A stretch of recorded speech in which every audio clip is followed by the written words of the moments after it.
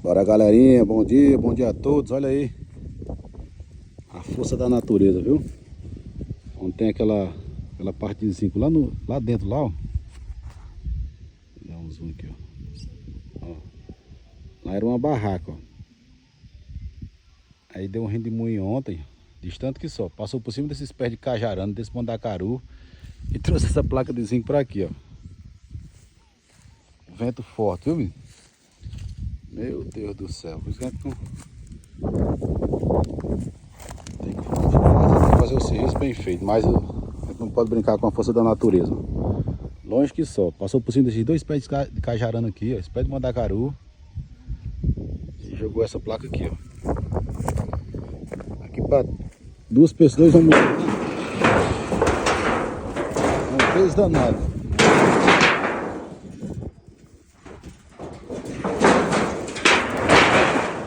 Trouxe lá pra cá.